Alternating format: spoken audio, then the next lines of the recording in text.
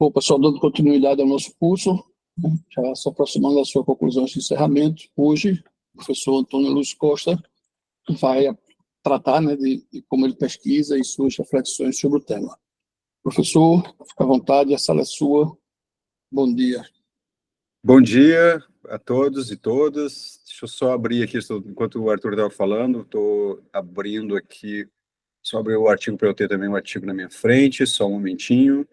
Ok, tudo certo. Só um momento.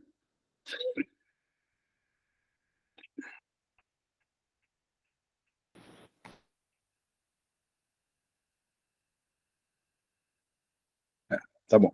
Ok, gente, bom dia. Como o professor Arthur anunciou, né, hoje eu vou falar um pouco, um artigo que ele se relaciona diretamente com os temas de pesquisa que eu estou empreendendo nos últimos anos, pelo menos aí desde 2017, que é a análise das influências das novas tecnologias digitais baseadas em algoritmos na sociedade. Então, basicamente, eu faço isso há alguns anos, né?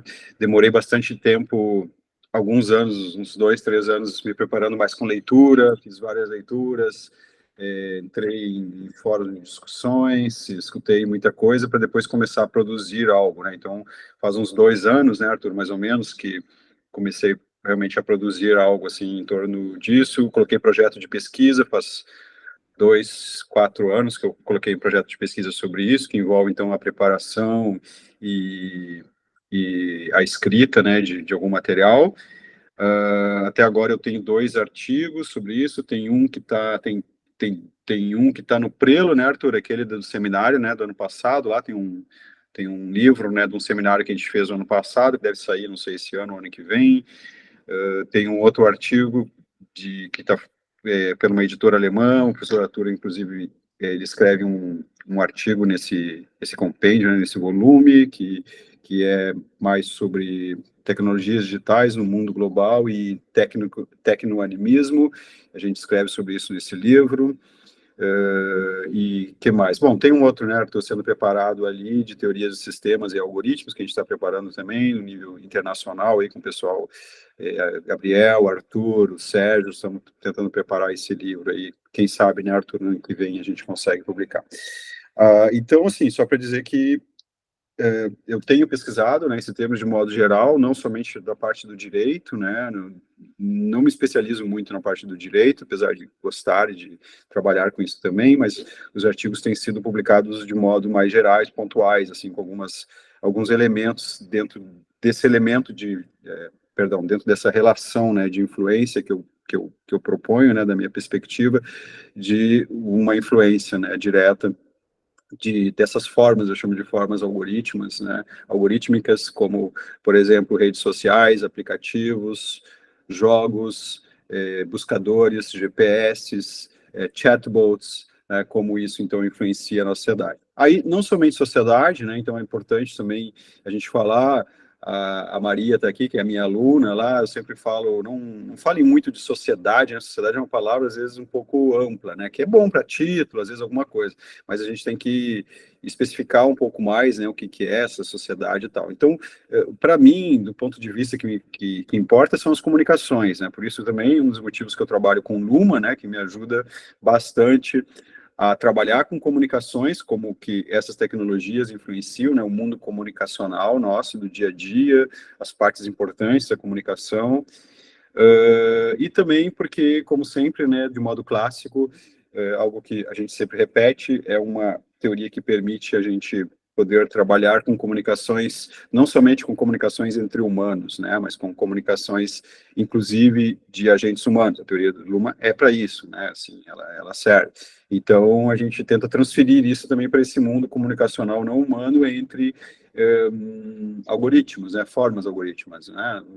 O algoritmo, às vezes, é um pouco complicado, porque o algoritmo é uma maneira de se fazer as coisas, né, então, digamos assim, as formas, né, os resultados de alguns cálculos algoritmos avançados que dão nessas formas que a gente usa, né, de novas tecnologias digitais.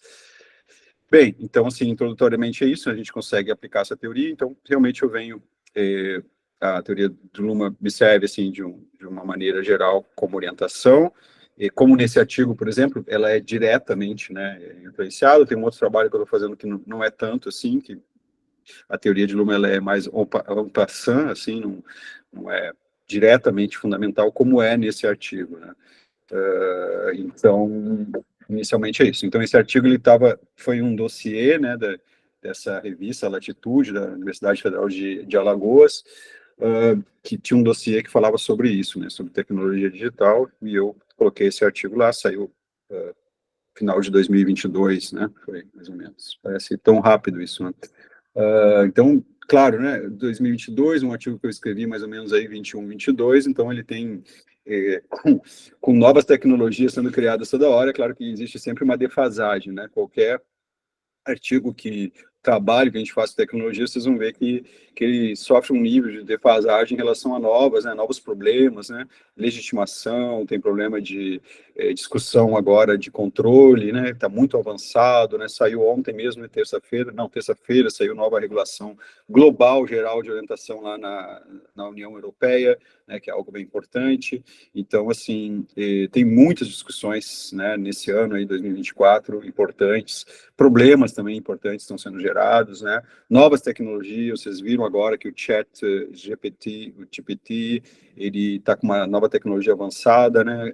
Também, que permite outro tipo de formas, né? Não somente escrita, mas ele já estava trabalhando com imagem, né? Em conjunção ali, conjunto com o DALL-E, quem tinha o ChatGPT-4 já trabalhava com imagem, mas agora tem outros elementos ali que eles estão oferecendo, além de um processador mais avançado, né, de dados.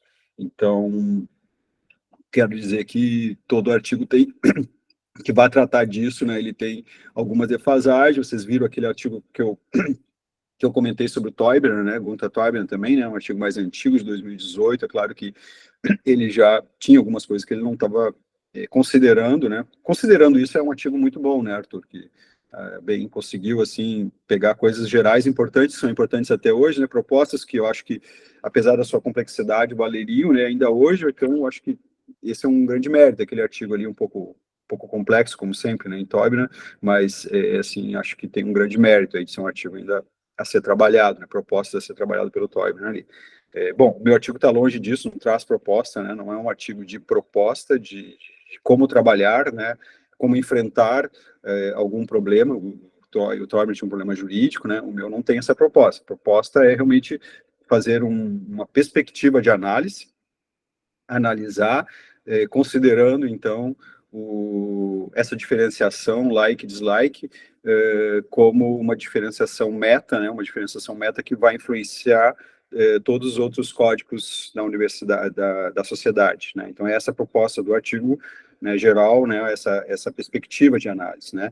E também, além, tem esse efeito, né, essa diferenciação, esse tipo de diferenciação like dislike teria esse efeito, e teria um outro efeito também de provocar uma aceleração social, no sentido principalmente da nossa percepção, do nosso estímulo para fazer as coisas mais rápidas que nós fizemos. Então, basicamente, né, eu vou falar ali no primeiro slide, né, introdutório, bem sobre isso, mas falando de modo geral, é esse o contexto do artigo. Tudo bem?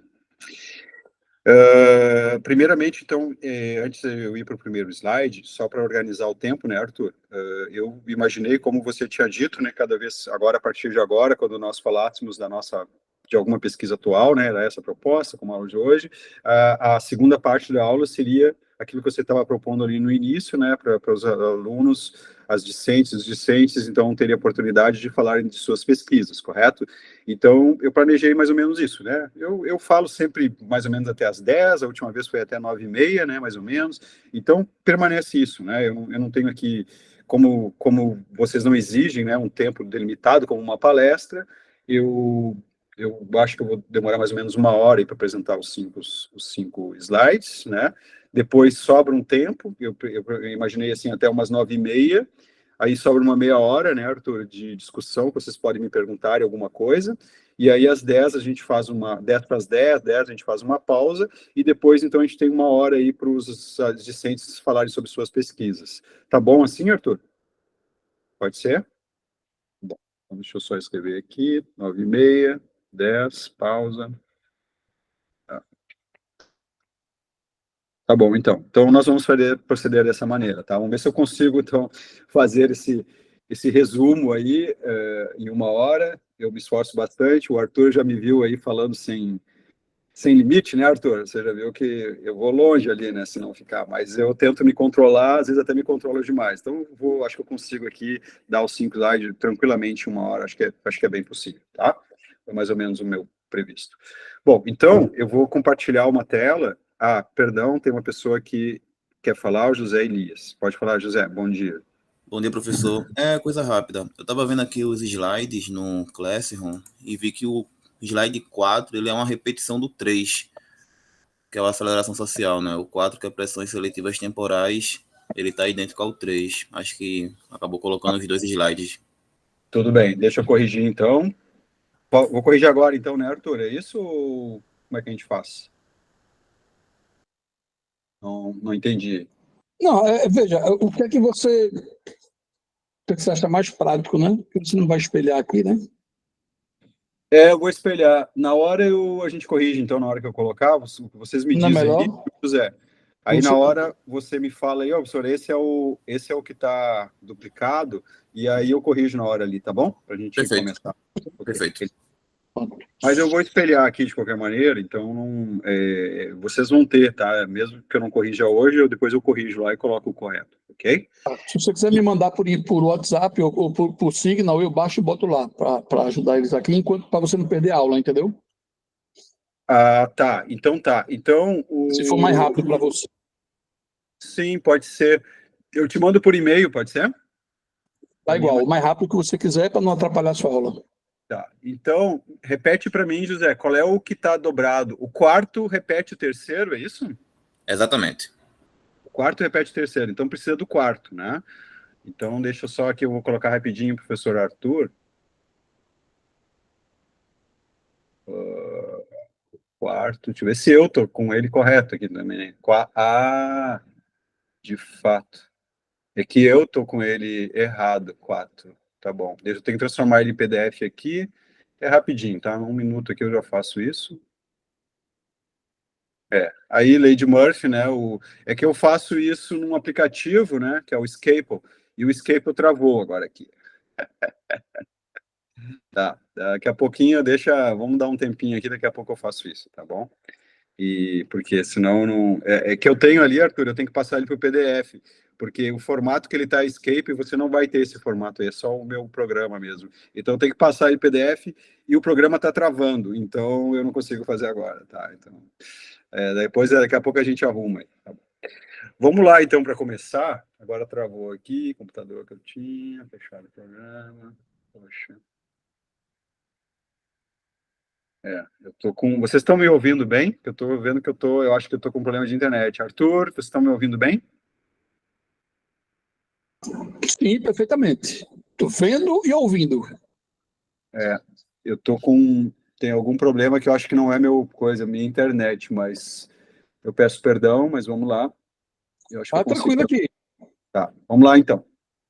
Então eu vou primeiro colocar o 1.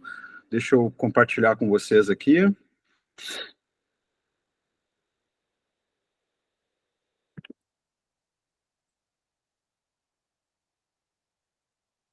Ok, vocês estão vendo então um slide? Alguém pode me responder aí por áudio, introduzindo? Vocês estão vendo o slide?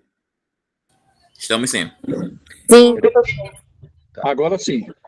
Tá certo. Então, assim, como eu falei antes, né, a minha proposta, para quem chegou aí um pouquinho atrasado, a minha proposta dessa vez é um pouquinho diferente, né? Eu não estou fazendo um esquema mais de palavras-chave, né, de conceitos, mas eu fiz um esquema onde eu resumo ali algumas partes do artigo. Então, vocês veem também que essa parte da qual eu retiro, ela sempre vem acompanhada de um número da página correspondente do artigo, né, no final da citação, quase todas, tá, vocês consideram aí que quase tudo isso aí é citação, tá, eu não pus entre aspas, mas é do meu artigo mesmo, então quase tudo isso aí é citação, tá, então tem ali o número da página correspondente ao lado, certo?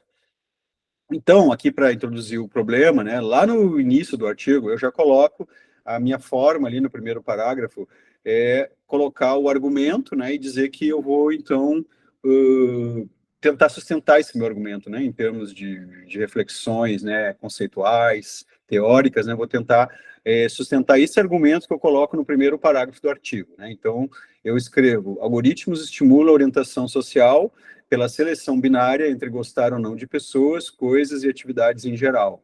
A possibilidade de aprovações rápidas sobre temas e objetos diversos espalhou-se de modo veloz em vários países no mundo, desde meados da primeira década deste século, com a introdução do botão like ou semelhantes em aplicativos diversos na web. A sustentação dessas afirmações acima e seus efeitos sociais são o tema desse artigo. Tá? O argumento principal é de que a diferenciação entre like e dislike, em suas diversas formas, tornou-se um metacódigo moral e provoca uma aceleração social. Bom, vamos nos deter aqui, porque essas outras citações aqui, eles dizem respeito com o que eu vou falar agora, explicar, ok? Essas outras três aqui que estão presentes no slide, nesse slide 1.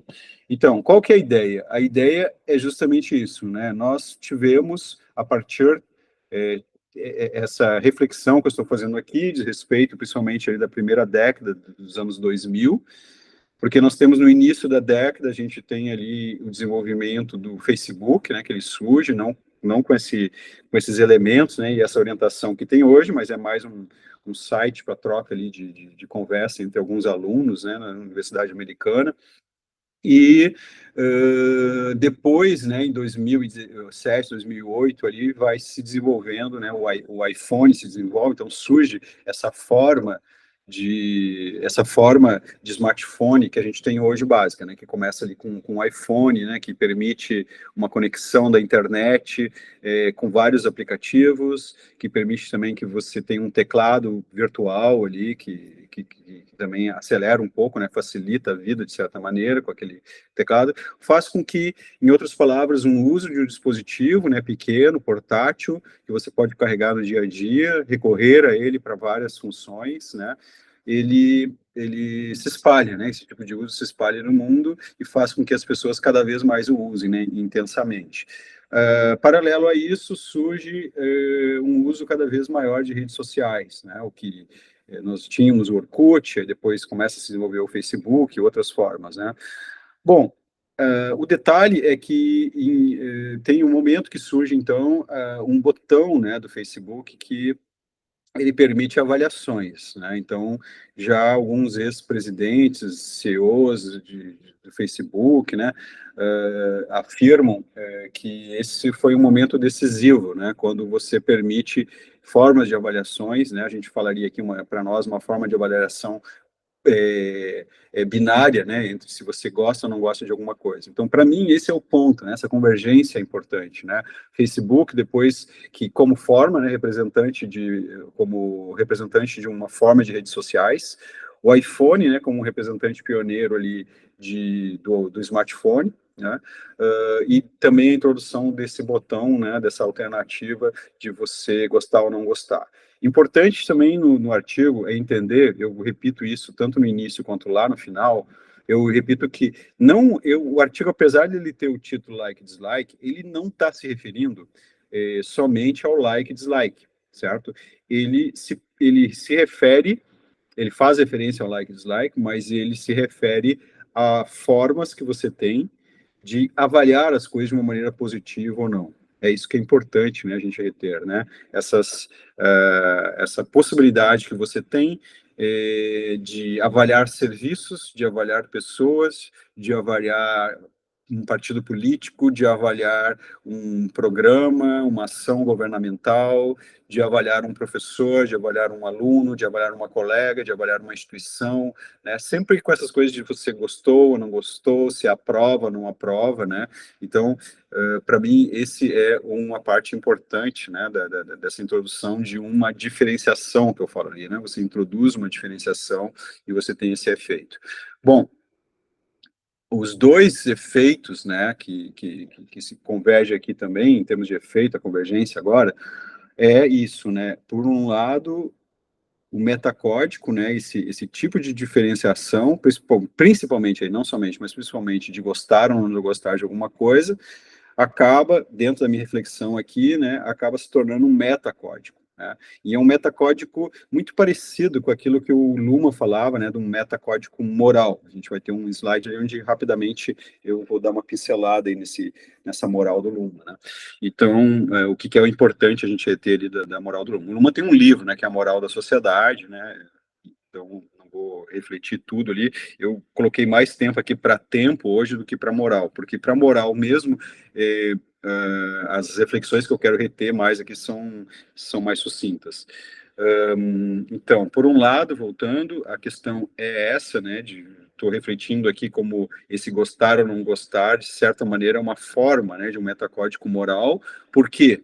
Porque metacódigo. Metacódigo é um código que ele perpassa, né, ou ele é meio transversal ou fica acima de outros códigos, né, ele acaba influenciando outros códigos, ele perpassa, ele tem um comportamento diferente, né, muito mais intenso, às vezes, independente do que os outros códigos.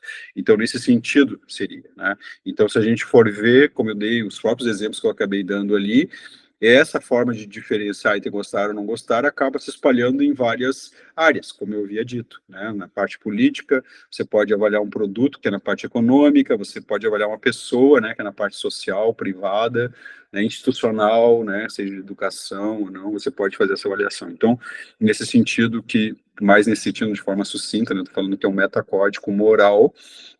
Por que ele é moral?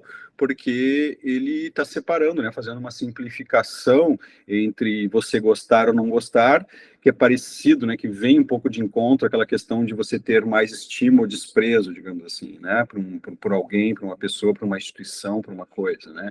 Então, isso acaba, a gente vê que o efeito disso também, né, nas redes, a gente vê que o efeito desse uso de você gostar ou não gostar de algo, em termos de redes sociais, a gente vê que ele tem um efeito moral muito grande, né? Você tem grupos, bolhas, né, que acabam impondo, né, uma certa perspectiva moral sobre ações, sobre instituições, sobre governo, sobre pessoas, sobre coisas mínimas, às vezes, né? Às vezes é um negocinho mínimo lá que tem sempre essa imposição moral muito grande. E qual é que é a forma, né? Uma das formas principais dessa imposição moral, quando ela não é em forma de comentário, ela é em forma de aprovação ou não aprovação, né? Assim, essa ainda é uma forma ainda muito usada.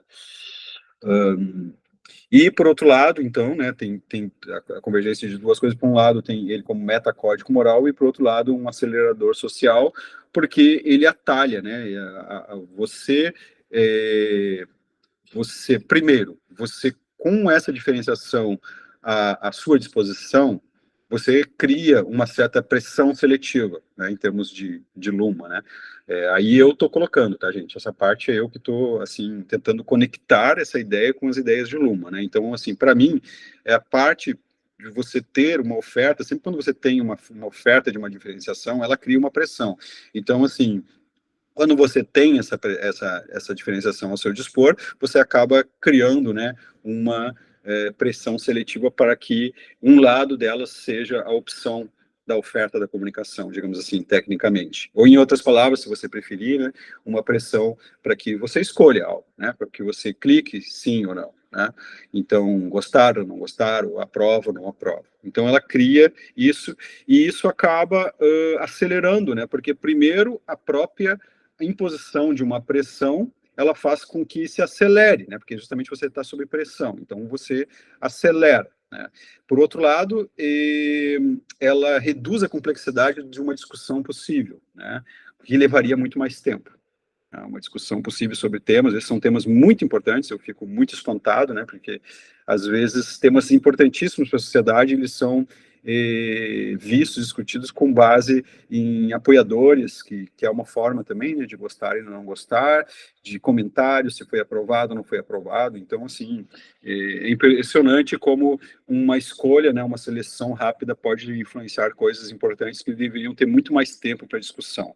Então, de modo geral, seria isso, né, essa discussão em torno da aceleração social, que eu vou explicar também de outros modos ali. A gente vai ver bem essa questão da aceleração social. Para isso também eu vou falar sobre tempo em Luhmann, né? Eu fiz uma seleção ali de várias partes de textos diferentes de Luhmann, a gente pode ter uma ideia, né, sobre isso, né, sobre tempo, na teoria de sistemas que eu uso aqui, que é importante para a minha reflexão. Bom, é isso então, eu acho que, como eu falei, né, esses outras partes que eu tenho aqui citado dizem respeito a isso que eu falei. Só essa última aqui, resumo de algumas pesquisas e reflexões, na seção 2, eu não vou colocar aqui por causa do tempo, né, mas lá na seção 2, eu coloquei uns resumos, né, de algumas discussões mais gerais, tá, gente? O artigo, ele tem uma parte mais técnica ali, que é a parte do Numa, e tem essa parte ali que eu optei, em vez de oferecer para vocês vários artigos científicos, assim, de resultados mais pontuais de pesquisas, coisas que a gente, na época que eu escrevi esse artigo aqui, você não tinha muitos resultados de pesquisas que apontasse já a influência, por exemplo, de chatbots ou de redes sociais na sociedade, artigos, você tinha livros, né? Então, artigo não tinha tanto assim. Tinha alguns, mas eu resolvi não considerar muito artigos e considerar mais livros que eles pontuam, de modo geral, a problemática. Então, é isso que vocês encontram ali nessa sessão, né, que eu falo sobre o problema. Eu fiz logo no início ali da sessão 2, eu faço um resumo, né? Esses artigos, eles, de modo geral, eles dizem o seguinte: algoritmos estão invadindo as nossas atividades, esses livros, né, esses textos que eu cito lá na seção 2. Algoritmos estão invadindo as nossas atividades privadas e orientando os nossos comportamentos de modo cada vez mais geral e intenso. Essa operação é conduzida principalmente por algumas empresas de tecnologia. Nosso comportamento está sendo manipulado e se tornando uma mercadoria e não recebemos nada em troca. Bem, quando eu escrevi esse artigo, isso era um pouquinho assim, mais teor de novidade, agora todo mundo já ouviu falar disso, né? Assim, não é mais tão assim, novo, né, esse tipo de coisa. Já não era na época que eu escrevi, agora muito menos, né? Todo mundo meio que já reproduz esse tipo de coisa, né? Mas a questão prática, né, continua ainda, né, que é esse problema que nós temos, né, de também não percebermos, né, que o design de tudo que é proposto ali, principalmente nos smartphones, nas redes sociais, você tem um design que ele é proposto de forma muito objetiva para gerar lucro, para gerar mais cliques, né, para fazer com que você cada vez mais tenha disposição e o estímulo para clicar em alguma coisa, né, para usar as suas mercadorias. Veja, tudo que você usa ali são mercadorias, né? São mercadorias, todos os aplicativos, os serviços, tudo de certa maneira são mercadorias. Como você usa, né? Como nós usamos de uma maneira muito intensa e às vezes muito necessária também, que a gente julga, né, como se fosse uma coisa normal, você não percebe que de alguma maneira você está pagando, né, as empresas que estão produzindo esses dispositivos.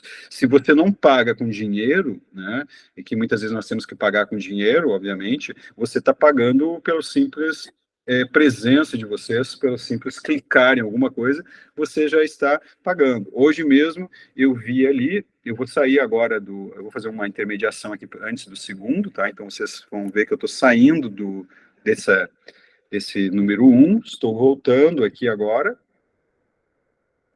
Tudo bem? Estou voltando aqui vocês estão vendo a minha imagem, provavelmente. Então, hoje mesmo eu estava vendo ali eu sempre acompanho as notícias, né, sobre tecnologia, né, efeitos de tecnologia na sociedade. Uma das coisas que eu estava lendo é justamente isso, né, como, assim, quase descaradamente, né, o Google está usando, né, os usuários para treinar as suas AIs, né, assim, ele estava tendo essa discussão ali que realmente é para treino, eles estão oferecendo alguns serviços e acaba sendo com o intuito de aperfeiçoar a inteligência artificial. Quer dizer, o que antes era quase um escândalo, né, colegas, assim, quase um escândalo da gente pensar que estão nos usando, né, para lucro, hoje, assim, às vezes a empresa diz isso de uma maneira quase natural, né, e a gente praticamente não temos reação sobre isso, né, assim, a reação é muito pobre, né, é muito lenta, a gente vê toda essa discussão nesse ano sobre a regularização das leis, é muito lento, muito pobre, né, isso é uma distância enorme, né, em relação ao avanço das tecnologias, né. O Arthur é do direito, ele sabe bem como o direito sempre está em atraso, né, Arthur? O direito nunca consegue, né, perseguir as normas, está sempre bem atrasado, mas agora, a gente imagina, agora nós estamos com novas tecnologias que nos impõem novas normas, nos impõem nova maneira de ser, oferecem novas maneiras de quebrar regras, de quebrar normas, de fazer serviços diferentes do que eram feitos antes, né, e, no entanto, para regular tudo isso é muito complicado, né? Está cada vez mais complicado, cada vez é mais difícil de entender os mecanismos. Vocês têm que imaginar que uma coisa são as empresas de ponta, né? Os tecnólogos que têm muito dinheiro, muita grana. Outra coisa são os governos, né? Que muitas vezes dependem dessas tecnologias. Como é que os governos que dependem dessas tecnologias vão controlar as tecnologias, né? Então, assim, é muito difícil isso, né? É possível? Mas eu acho que vai ser muito incompleto, né? Muito incompleto sempre, e sempre vai ter um campo que você não vai ter certeza que vai ser atingido, né? Vai ser sempre ter uma caixa de segredo, alguma coisa lá que a empresa não vai dispor, né? Não sei se deu para entender, né? Quer dizer, para controlar você vai precisar de tecnologia. Tecnologia de quem? De grandes empresas. E é justamente o alvo do controle são as grandes empresas, né? Então eu vejo que nós temos um problema, né? Nós não conseguimos nenhum grupo aqui. Antigamente, você podia ter grupos que podiam fundar um partido político, e esse partido político podia ter um bom nível de controle, né? Vários desses partidos podiam ter um controle do governo, de alguma maneira, propor, criar mais apoiadores, e isso você teria um nível de controle, como nós temos hoje, às vezes, né? Algumas manifestações. Mas no momento que nós temos que enfrentar os grupos, digamos assim, em vez de grupos, são os governos, que eles não têm técnicos próprios, eles contratam técnicos próprios, né, para enfrentar os melhores técnicos que são das tecnologias e controlar isso. Eu vejo assim como, né, daqui a 10 anos, 5, como uma coisa bem incontrolável, né? Claro que eu estou estudando isso, né?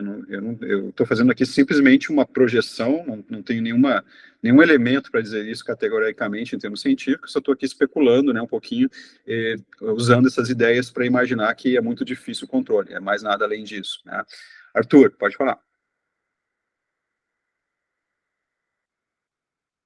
Só para colaborar contigo, essa semana conversando com o Ricardo, né, que é Ricardo Massa, ele disse que está impressionando o seguinte: o grupo com que ele trabalha foi quem desenvolveu, por exemplo, a inteligência artificial daqui do Judiciário de Pernambuco. E o pessoal está abandonando todo um projeto. Veja que coisa perigosa. Eles estão indo para o GPT. Qual é o perigo disso? Veja, quando era um projeto interno, todas as decisões, todas aquelas informações alimentadas naquele projeto, eles estavam destinados ao interesse da vara judicial em relação a isso. Na hora que eles eliminam o projeto e jogam no GPT ou num Gemini, né? Veja, essas informações vão virar propriedade das Big Techs. Isso eu até pedi a Ricardo para acrescentar no artigo da gente alguns parágrafos sobre isso, chamando a atenção para o que você está dizendo, né? Acho que isso tem que ser cuidado aí, só para tu ser animado e botar mais caneta aí nessa parte. Eu acho que aí tem muita coisa acontecendo para analisar. É um negócio assim, também acho, sabe, assim, tem muita coisa acontecendo, a gente não está atualizado, tem esses problemas, né, nós estamos tentando controlar tecnologias que nós estamos tentando controlar tecnologicamente, obviamente, né, porque os governos, eles têm uma discussão política ali, né, você tem política, mas para colocar o controle na prática do que eles estão discutindo, eu entendo que você vai ter que fazer um controle tecnológico, né, assim, permissão, vamos lá, permissão para alguém fazer tal coisa, né, então é isso que se discute, vai ter que fazer assim, vai ter que fazer assado, mas na prática, se a pessoa fizer diferente com outra tecnologia e algumas coisas ficarem imperceptíveis, só forem imperceptíveis daqui a anos, né, então, assim, eu acho que tem algumas coisas aí que são difíceis, né, se a gente está lidando com enfrentamento tecnológico e nós vamos precisar de tecnologia, eu acho que nós temos um problema, né? Assim, realmente, eu estou acompanhando, né, tentando acompanhar essas discussões. Tem muito legal que está vindo nessas discussões de controle. Tem pessoas muito importantes discutindo, mas eu acho que, vamos ver, né? Tem que avançar bastante, porque tem que ter um controle social, né? De trabalho, talvez, de apresentação de resultados intensos, né? A Expósito coloca isso naquele artigo também, tem um artigo que ela coloca, né? Que tem que ser muito mais transparente as coisas, né? Elas não estão sendo tão transparentes. Então, o nível de transparência tem que ser muito maior, né? Então, do que está se fazendo. Então, não sei, realmente é muita informação também, né? A gente tem esse problema. Como é que a sociedade civil acompanha esse nível de informação? Se você tinha uma sociedade civil que podia, né? Esse é um conceito antigo, né? Sociedade civil, né? Mas vamos botar. Então, assim, você tinha um nível de debate político que você conseguia acompanhar. Tinha algumas notícias, tinha alguns debates, tinha algumas coisas que se interessavam. Hoje é muita coisa, né, colegas? Se vocês forem ver. É muita coisa para acompanhar. Então, eu vejo que as pessoas não têm, né? A sociedade, ela não tem condição, a sociedade civil não tem condição de acompanhar isso com o debate. Nós não temos condições. Nós, que somos especialistas em alguns pontos, nós já ficamos muito ilhados dentro do nosso tema. E a gente não vai conseguir avançar tanto se ficarmos ilhados dentro do nosso tema. Eu vejo isso também como uma fraqueza, né? Eu quero saber outras coisas. Para eu entender de algoritmo, eu tinha que entender muito mais coisas. Por exemplo, eu tinha que saber muito mais do que eu sei sobre direito. Eu tinha que saber muito mais do que eu sei sobre computação, né? Então, assim, não tem tempo, e vai ficar assim mesmo. Eu não vou ter esse tempo, né? Porque eu tenho muita coisa para fazer, já tenho meus estudos que eu tenho que dar conta, e vai ficar assim. E eu imagino que, do outro lado também. Então, uma coisa que eu critico sempre é o fato de, do outro lado também, é porque eu falo assim, né, frequentemente a gente tem pessoas da tecnologia e biólogos falando sobre sociedade, né, eu acho que eu já falei isso anteriormente aqui, né, na época da Covid, biólogos falavam sobre o comportamento social futuro, e deu errado quase tudo que eles falaram, né, então, assim, agora temos os cientistas de computação falando sobre sociedade. Muito legal, tem gente muito boa. Eu uso bastante pessoas do Vale do Silício, lá que saíram do Vale do Silício, para falar sobre o que está ocorrendo. Mas prever comportamento futuro, a gente vê que eles não entendem, né? Então, só queria dizer isso, né, colegas? Porque assim como eu também não tenho tempo para aprender o outro lado, a gente vê que eles também não têm tempo para aprender o nosso lado, de teoria sociológica. A gente vê claramente isso, né? Que não existe esse entendimento. Eles não entendem disso, né? Eles não usam o conceito que para nós, às vezes, é muito básico, que aqui estudantes entenderam, aqui algumas coisas eles aprenderam, eles não aprenderam, né? Então eles estão deduzindo com base, numa base muito técnica, com base em experiência que eles têm, que é muito bom a gente ver essas experiências, né? Mas, por outro lado, a articulação teórica falta, né? Bastante, né? Então eu digo assim, em outras palavras, eu estou resumindo aqui, que nós temos um problema de tempo, né? Que nós não conseguimos dialogar tão bem assim, porque a gente não consegue entender toda a especialidade do outro, né? Então isso também é um problema, né? Assim que eu digo, bem importante, ao meu ver, né? Bom, vamos passar então para o segundo slide, tá? Eu vou compartilhar, vocês vão me dizendo se vai dando certo, né? Minha ideia é compartilhar o slide número 2, tá? Então, vamos ver aqui. Ok. Vocês estão vendo aqui metacódigo moral? Vocês podem me dizer? Agora sim. Sim? Tá bom. Bom, então eu vou começar aqui, então só para explicar, né, rapidinho, já dei uma introdução, né, falando aqui um pouco tecnicamente a parte de Luhmann, né, o que seria aqui esse metacódigo. Concepção de moral de Luhmann, né, uma generalização simbólica que reduz toda a complexidade de relações contingentes entre ego e outer. Aqui a gente está nesse curso, eu acho que você já entende o que é isso, né, na comunicação, o que é ego e outer, a expressões em torno de estima e desprezo, né, ou de consideração ou falta de consideração. Eu coloquei aqui, é uma tradução, né, que eu fiz do Achtung e Missachtung em alemão, né, o original que o Luhmann usa para colocar isso é Achtung, Missachtung, que é mais ou menos isso, estima e desprezo, ou então, se você quiser, consideração ou falta de consideração, né, mais assim, literalmente seria quase realmente, né, consideração ou falta de consideração, né, seria mais isso. Então, vocês entendem mais ou menos dessa maneira o código da moral, né, proposto pelo Luhmann, dentro da sua teoria Achtung, Missachtung. Por meio dessa generalização, o uso da moral abre espaço para condicionamentos e para a possibilidade de reconstrução da complexidade, mediante o esquematismo binário estima-desprezo, né, ou consideração, falta de consideração. Esse código da moral tem como alvo a avaliação da pessoa inteira, simplificando-se a escolha conforme o parâmetro binário estima e desprezo. Então, esse é o primeiro questão, né? Quando você usa essa diferenciação como orientação social, seja você pessoa, seja você instituição, seja você agente não humano, quando isso é usado, em outras palavras, você tem uma redução de complexidade muito grande, né? Então, quando você diz se gosta ou não gosta, ou quando você tem uma consideração ou não para uma pessoa, o que você tem em mente, né? Que você considera, o que é aquela pessoa? A gente vê que nós erramos muito, né, no dia a dia. Às vezes a gente tem, como a gente não conhece as singularidades, toda a complexidade de uma pessoa, nós avaliamos ela por partes, digamos assim, né? Então, às vezes, você evidencia mais uma parte do que outra, e você acaba tendo menos ou mais consideração pela pessoa, ou menos ou mais estima, de acordo com aquela sua perspectiva de avaliação. E a gente vê que nós erramos muito, né? Nós humanos, pelo menos os humanos, a gente erra muito com isso, né? Todo mundo aqui, mesmo as pessoas mais jovens aqui presentes, os mais velhos com certeza, né? Tenho, assim, poucas coisas que eu posso dizer com certeza, mas faz parte da vida humana, você ter errado na consideração de uma pessoa, né? Você às vezes tem uma visão e aos poucos que você vai conhecendo essa pessoa, você vai mudando, né? No entanto, você vai mudando a sua opinião sobre ela. Aí você vai me dizer, sim, Antônio, isso é normal. É normal, mas o problema é que às vezes você já criou toda uma concepção quase fixa daquela pessoa, né? Que eu vejo com admiração negativa nesse sentido, assim, eu vejo isso, sabe? Quando tem umas pessoas que elas parecem que se fixam e dizem, eu não gosto dessa pessoa, eu gosto. E tem algumas que fixam muito nisso, né? Que elas criam uma estrutura de avaliação, elas criam para si próprio que elas se dão ou não se dão com uma pessoa, a gente usa isso em português, eu não sei como é que seria em espanhol, o se dar ou não se dar com alguém.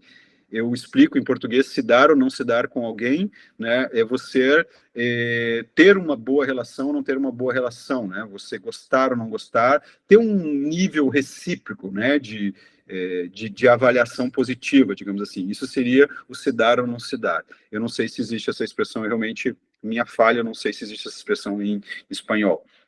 Mas nós criamos essa estrutura, né? E, no entanto, né, é uma redução, né? Você reduz complexidade enorme, né? E, como eu falei, muitas vezes você se dá conta disso, né? Quando você se abre para corrigir, talvez, a sua própria avaliação, você vê que você avaliou mal uma pessoa, né? Quase sempre ocorre quando você tem mais convívio, começa a ter mais conhecimento da pessoa, né? Às vezes a pessoa em público é uma coisa, pessoalmente é outra, e isso vale tanto positivo como negativo, né, gente? Você às vezes tem uma avaliação inicial negativa e depois ela se transforma tende a se tornar mais positiva, ou você pode ter uma avaliação inicial negativa e depois positiva, não sei se eu falei, né, mas vocês entenderam, né? Ela pode ser positiva e se tornar negativa, ou negativa e se tornar positiva, né? Isso eu não tô priorizando nenhuma ordem, eu só estou evidenciando aqui a transformação que pode haver justamente porque você se baseou, você evidenciou algumas partes, né, desse todo da pessoa, que ela é muito mais complexa. Isso vale para pessoas e vale também para agentes não humanos, né, como uma instituição, né, como a ideia que você tem de um grupo ou de uma coisa mais abstrata geral.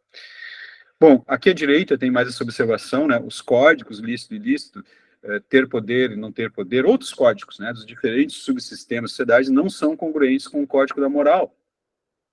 Essa troca, essa interação, fica muito difícil, né? Você vê que você está numa discussão política, há uma congruência entre o código político, né? O código de você ter, não ter poder, ou então como se prefere as discussões, às vezes, ser de direita, ser da oposição, ou não ser de oposição, que faz parte aí do contexto do sistema político, ele se cruza, né? É possível no diálogo, quando fala, gente, é tudo comunicação, nunca paramos de lembrar isso, a teoria de sistemas é comunicação. Então, dentro dos acoplamentos, falando tecnicamente dos acoplamentos estruturais e operativos que nós temos, é possível essas trocas, né? Os códigos, eles são, de certa maneira, congruentes, né? Os códigos desses subsistemas clássicos que a gente tem, que o Numa cita, né? Como esse que eu coloquei aqui, os códigos. Eles se complementam, né? Há uma certa possibilidade de congruência e de acoplamento, digamos assim. Quando você coloca o código moral, ele fica mais complicado, porque ele reduz muito a complexidade, ele é muito amplo, né? Ele abrange uma avaliação muito geral, que muitas vezes perpassa esses outros códigos ali e não permite esse acoplamento de uma maneira como outra, né? Então, ele tem esse problema também técnico, né, do código da moral. Por fim, eu coloco aqui um resumo onde eu concateno, né, essa questão do metacódigo moral com o argumento do artigo. Então, em outras palavras, eu estou resumindo aqui o que tem a ver, né, o problema do artigo que eu estou colocando, como é que se encaixa aqui, como é que ajuda, né, essa reflexão sobre o metacódigo moral de Luhmann. Parece haver cada vez mais uma propagação e estímulo para que se avalie pessoas, atividades e coisas complexas, vou colocar no silencioso aqui no celular, de modo simples e redutor, na forma de uma seleção entre estimar ou não, gostar ou não, likes dados ou não dados em aplicativos e redes sociais diversas. Por um lado, perde-se a capacidade de avaliação mais complexa de seres humanos em relação a características próprias vinculadas a situações e funções. Por outro, desenvolve-se uma forma de poder ao se adquirir cada vez mais a aprovação e o reconhecimento dos outros. Então, você tem dois lados, né? Vou sair agora aqui dessa... Então, eu estou voltando agora aqui para falar. Vocês devem estar vendo a minha imagem agora. Eu saí do slide. Então, essa parte do metacódigo, né, ela tem essas duas funções. Por um lado, essa redução da complexidade, como eu acabei de falar, né? Por outro lado, uma coisa importante também é isso, né? Toda a imposição de uma moral, ela muitas vezes tem a ver com poder, né? Vocês podem entender isso, né? Você pode usar a imposição de uma moral para reunir legitimação, né? Para você ter ganho de legitimação e apoio de outros seguidores morais, né? Digamos assim, né? Então, isso não é nada novo, tá, gente? O livro aquele do Becker, do Howard Becker, Outsiders, a tese dele de como se constrói, né, a ideia de um comportamento desviante é justamente a partir de empreendedores morais. Então, não estou falando nada aqui tão novo assim, né? Outsiders, Howard Becker, é um livro muito importante, bem legal dentro da sociologia do desvio, né? Então, assim, você tem poder, né, quando você consegue juntar para si outros seguidores morais, né? E quando você tem essa facilidade de uso de uma diferenciação que ela estimula a avaliação moral, é esse o meu argumento, né? Veja, eu estou no nível do argumento, não estou dizendo que isso existe, até porque é muito complicado, né, empiricamente, estar provando essas coisas. Mas, assim, a gente tem que fazer um gancho, né? Se você considerar que gostar ou não gostar de coisas, relações e pessoas, se ele tem a ver, né, com estimar ou não estimar, até que ponto isso, ao meu ver, tem muito a ver, né, com escolhas morais, com visões morais de grupos, relações e pessoas. Então, a gente pode dizer que é possível, né, você ganhar também um pouco de poder com isso, né, porque você lança uma diferenciação, você lança uma proposta comunicativa que ela pode conduzir a uma separação entre perspectivas morais diferentes entre grupos. Então, você pode beneficiar ou você pode prejudicar determinados grupos ou, em outras palavras, pessoas com determinadas visões de grupos.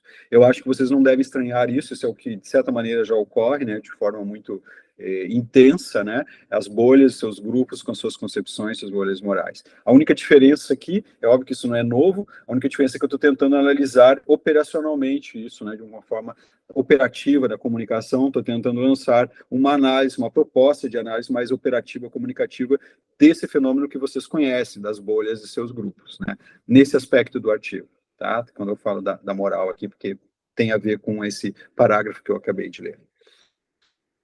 Estou falando muito, eu sei que eu não estou falando muito devagar, né? Quando eu coloco essa imposição de tempo, né, que tem a ver com o artigo aqui, eu acabo falando também um pouquinho mais rápido. Mas o pessoal do espanhol está dando aí para entender, está muito difícil, tá ok? Pues yo voy entendiendo, Antonio, no sé cómo van los otros.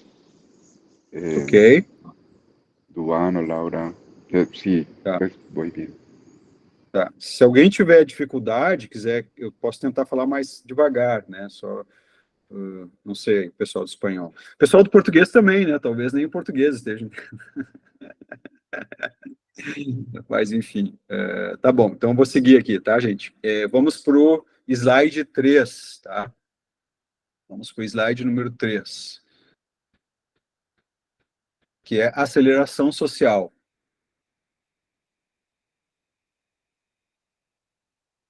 Então, deixa eu compartilhar.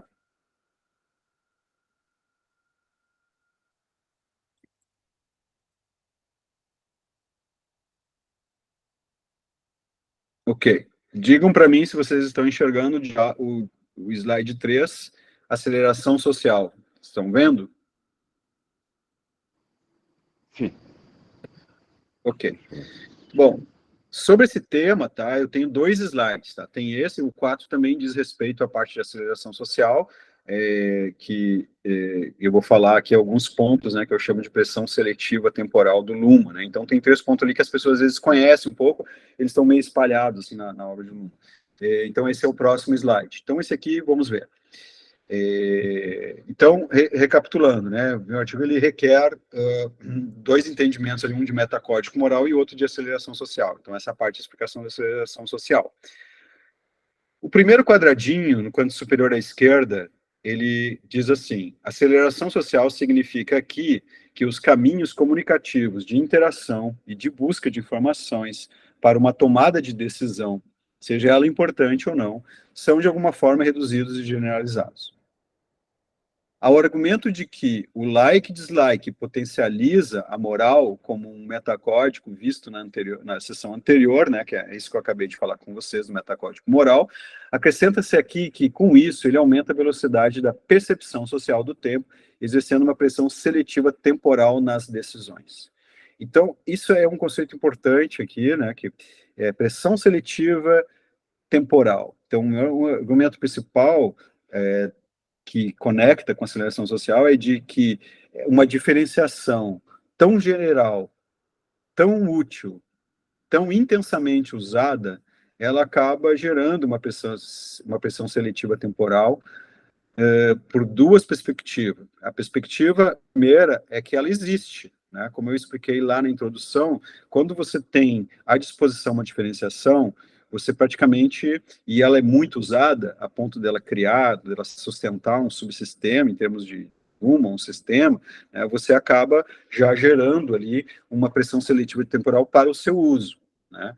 E a outra pressão é que ela acaba, né, te impondo uma escolha e não outra, né? Toda a questão binária é essa, né? Então você tem uma outra parte importante aqui da reflexão inicial é justamente essa parte de redução, mais uma vez, né? Sempre essa questão da redução da complexidade, lembrando, redução da complexidade é algo que a gente precisa, a gente está sempre fazendo, então pode ter aspectos positivos e negativos, né? Assim, mas é uma coisa necessária, redução de complexidade não é algo negativo, porque a gente sempre está reduzindo complexidade, a nossa sociedade existe porque a gente... Estou falando em termos lumanianos, né, gente, aqui.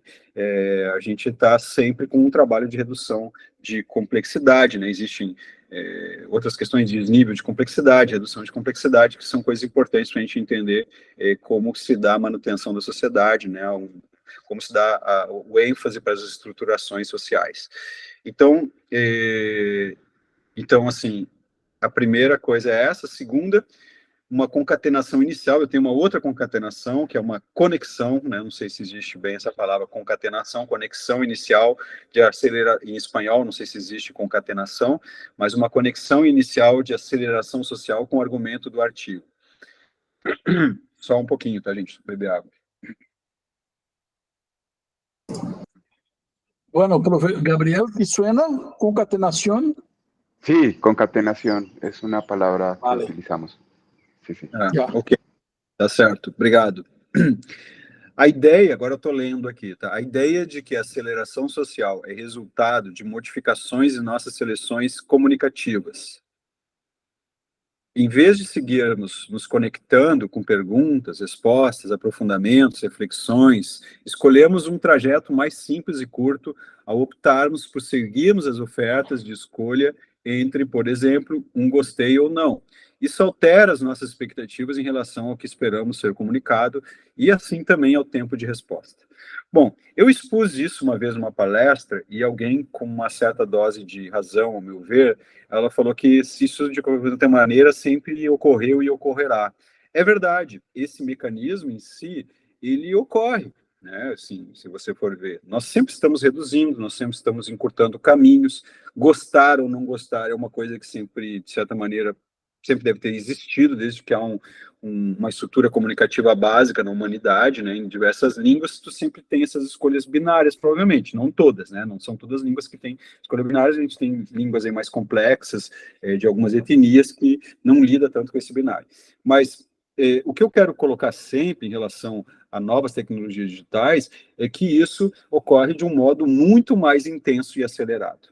E essa é a grande diferença. Não é tanto a operação em si. A diferença é que primeiro, isso não é gerado por coisas que nós temos controle. Não é gerado mais esse design, essa proposta de uso intenso, essa proposta binária intensa que a gente tem sempre quando a gente cai no mundo web, por exemplo, ela não é algo mais que nós temos tanto controle. As nossas escolhas binárias são escolhas que o próprio design da escolha binária, ele já foi projetado. E é muito mais intenso, né, o uso, ele é muito mais amplificado para várias áreas e intenso. A problemática é mais essa, né, é mais de intensidade, de velocidade, e não tanto dizer que, isso já existia antes na sociedade. Se a gente for ver, muitas coisas já existiam antes na sociedade. Né? O problema é que ela vai se incrementando, a velocidade, ela vai criando subtipos, né? Ela vai criando subusos, né? Então, isso que é a grande questão. Né? O próprio computador também é isso, o computador existe há muito tempo, mas os usos que se faz deles, os incrementos, é muito, nos últimos 20 anos, é um modo, assim, impensável, né? Dessa época para trás, para anterior. Por fim, aqui há 2 pontos da teoria sistêmica temporal de Luhmann que serão retidos para as nossas reflexões. A. As expectativas conduzem à formação de um tempo interno ao sistema social. B. Como os elementos do sistema, as comunicações, são ocorrências que aparecem e desaparecem imediatamente, isso a gente já viu aqui nesse curso, né? As ocorrências, o termo em alemão é Ereignis, muitas vezes é traduzido como evento, até acontecimento realmente não é uma tradução boa, evento até, às vezes, eu acho que o inglês usa isso, mas eu já discuti isso aqui anteriormente também, eu acho que ocorrência, ele é uma tradução melhor, porque reflete melhor essa visão de que o que está se tratando ali, os elementos, a comunicação, ela aparece e desaparece. Quando você fala evento, a meu ver, você reflete mais uma duração, e não tem duração, né? Ele aparece e desaparece. Então, isso aqui é importante, né? Repetindo, como os elementos do sistema, comunicações, são ocorrências que aparecem e desaparecem imediatamente, eles não se encontram mais disponíveis para reação. Só é possível reverter o tempo com a formação de estruturas.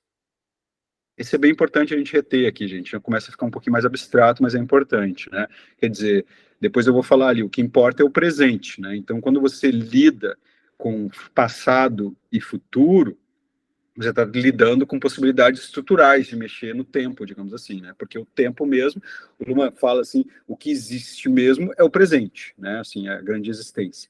Nos sistemas sociais, estruturas são estruturas de expectativas que temporalizam seus elementos como ocorrências de ação. Ou seja, você fixa, eu vou falar aqui, você vai atribuir alguma coisa que você vê, você fixa em termos semânticos e você atribui aquilo ali como se fosse uma ação. Né? Então, aí que você começa a ter um uso semântico do tempo, né? O tempo que não existe, né? O tempo é uma coisa presente que está sempre aparecendo e desaparecendo, digamos assim. O que nós temos são percepções e estruturas semânticas que fazem com que a gente lide, né, com a questão temporal.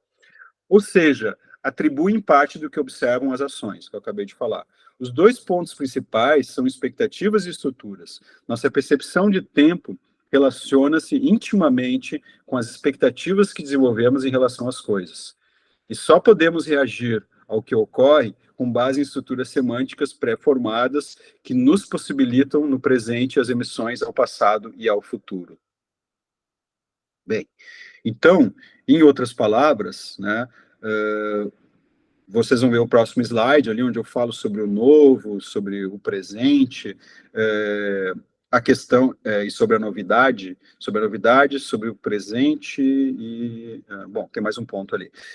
Mas a grande questão é, nós partimos da questão mais, assim, existencial, você tem um presente. Agora, nós falamos sobre as coisas, nós precisamos remeter a algumas coisas. E isso tudo a gente faz por fala.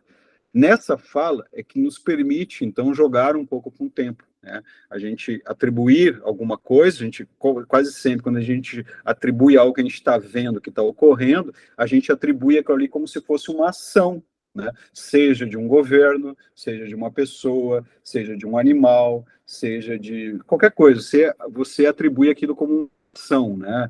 Fazendo, vendo, agindo, correndo, conversando, né? Então, a gente fica atribuindo. Então, uma coisa é necessária, estruturar essa nossa perspectiva, estruturar essa nossa representação que nós temos daquilo que a gente vê. E a atribuição à ação, ela é um elemento muito importante porque nos ajuda nessa estrutura.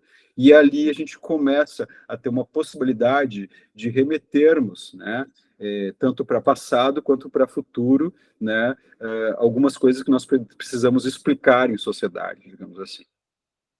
Bem, eu estou saindo agora desse 3, tá? Do slide 3 aqui, estou fechando ele, estou voltando para a nossa tela e vou parar a apresentação. Então, agora o próximo vai ser o slide, eu vou meio que já conectar direto, porque o próximo, que é o 4, tá, Arthur? Agora realmente é aquela questão, eu vou mandar, agora eu já corrigi ele aqui, e nesse momento, então, eu vou mandar para o Arthur, por e-mail, Arthur, eu acho, ou tu prefere o signo, pode ser por e-mail? Eu vou te mandar o 4 corrigido, tá? Como você mandar, o e-mail está aberto aqui, o arthur.silva@ufpe está aberto. Tá. Eu vou mandar aqui para o Arthur, ele vai botar no Classroom para aquelas pessoas que preferem, não conseguem acompanhar bem, né? Tem umas pessoas que talvez tenham uma outra alternativa de visualização, e eu vou mandar para o Arthur, então, o 4 corrigido, porque o 4 é uma repetição do 3 lá no Classroom, o PDF. Então, eu estou mandando nesse momento, vocês me dão só um minutinho aqui, por favor.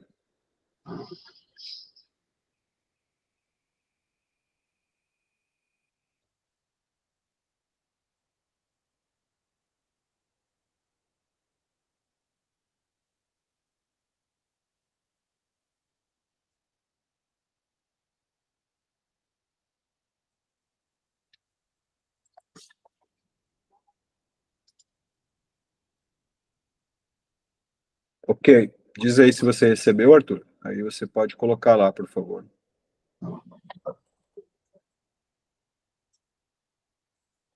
Agora está correto.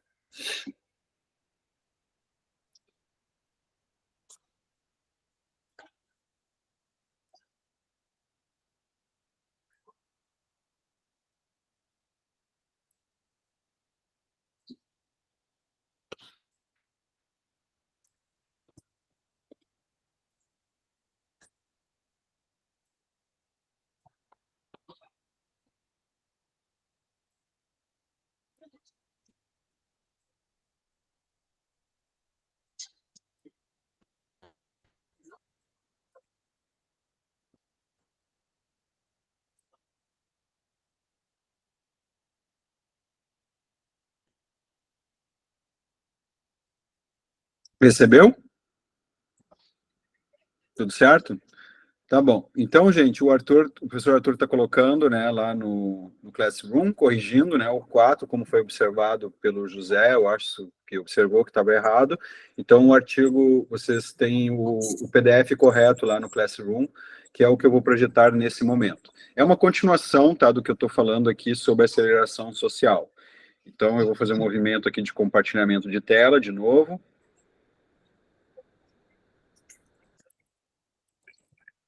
Deixa eu colocar aqui. 4, PDF. Tá. Vocês me digam aí, por favor, vocês estão vendo 4 pressões seletivas temporais? Vocês estão vendo esse slide? Sim. Tá. Então vamos lá, continuando, né? Por que eu coloquei esse, né, esse slide? Existe sempre essa expressão, né? Vocês viram ali no slide passado, pressão seletiva temporal. Então, algo que são elementos que vão ser colocados aqui. Isso aqui é da teoria de Luhmann, eu retirei aqui de diferentes textos dele. Lembrando, gente, eu coloquei aqui, como eu falei, quase tudo que vocês estão vendo aqui são citações, mas eu retirei, só para uma questão visual, eu retirei as referências, tá? A única coisa que vocês têm aqui é o número de páginas. Aí, se vocês quiserem referência, onde é que está isso em Luhmann e tal, vocês vão nessa página do artigo e lá consta todas as referências, obviamente, tá? Do Luhmann, as páginas, o livro que tá, e vocês têm todas essas partes que é onde vocês vão encontrar na obra de Luhmann esse tipo de explicação. Eu fiz uma seleção, tá? O Luhmann, eu já expliquei numa outra oportunidade, acho que quando eu falei sobre sentido, eu falei sobre a questão teórica de tempo em Luhmann, né? Então, tem várias partes, né, que ele vai explicando. Mas eu resolvi aqui, para fins do artigo, tratar mais partes onde pode nos dar uma ideia de pressão seletiva temporal. Tá? Então, tem 3 elementos aqui que são importantes. Tá? O primeiro é o presente. Né? Estruturas semânticas orientam-nos sobre o presente. Tudo se dá no presente. Tá? Acho que tem um microfone, não sei, ligado. Tem um microfone que está... Tá, tudo bem. Então, voltando aqui, eu estou no slide, voltei. Estruturas semânticas, tá, tudo se dá no presente. 2 noções de presente, estão considerando isso, né? Tudo se dá no presente. 2 noções de presente. Marca a irreversibilidade das coisas. A partir daquele presente imaginado, não há volta. Né? Então, a gente tem uma ideia. Quando fala de presente, né, a gente tem uma noção, primeiro, que quando é presente, não tem mais volta para o passado, digamos assim. Né? Presente é presente, eu não consigo fazer com que isso que eu estou falando agora para vocês volte para o passado. A ideia de um objeto quebrado, de um acidente, de um corpo que cai, são ideias, né, de irreversibilidade. A outra noção evidencia uma duração, né, quando a gente está falando. Então, algo fica lá onde havia sido deixado, como uma injustiça a ser reparada, pois ainda não se tornou irreversível. Ele joga bem, a companhia toca, ela está no escritório, o caso está em análise. Vocês estão vendo, são coisas que a gente faz, a gente fala, né? Como se estivesse no presente. Mas se você for analisar bem, não é bem presente, né? Quando você fala isso, ele joga bem, é uma coisa que dura, né? Que tem uma duração. Tu não está falando do momento agora, do milésimo de segundo que está acontecendo nesse momento, que é o único presente possível. É isso, né? Essa coisa que está aparecendo e está desaparecendo, isso é o presente. Mas a gente usa, né, com recursos semânticos e quase sempre atribuindo alguma coisa, a gente já faz um trabalho de objetificação, né, tornando alguma coisa objeto e atribuindo alguma ação, a gente acaba também estendendo, né, a duração de um presente que em si não tem duração.